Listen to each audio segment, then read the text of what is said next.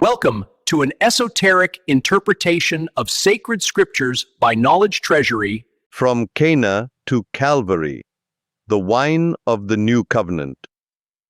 The wedding at Cana, John 2:1-11, is identified as the beginning of signs in the Gospel of John, a title suggesting it is not merely a display of power, but a theological blueprint for Jesus' entire mission.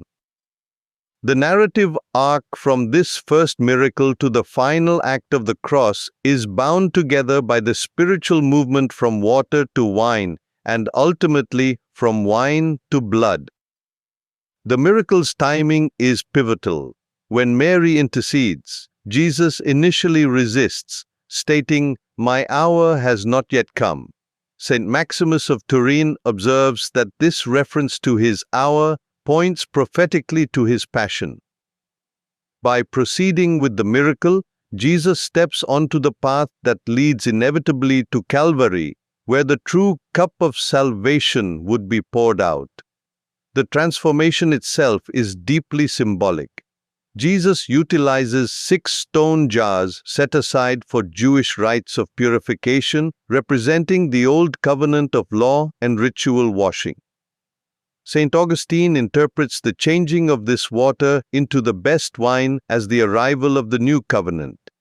Jesus replaces the water of external purification with the wine of internal transformation and grace, signaling that the law was but a shadow of the good things to come.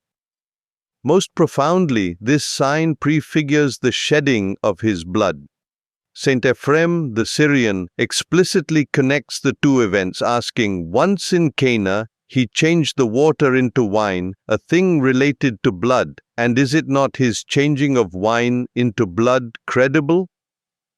The rich wine at Cana anticipates the wine of the Last Supper and the blood of the cross. Thus, the first sign reveals that Christ came to transform the emptiness of ritual into the abundance of sacrificial love, turning the water of our mortality into the wine of eternal life. Be nourished by this highly symbolic meaning and have a great spiritual transformation. Thank you for watching, listening, and sharing, and have a great life.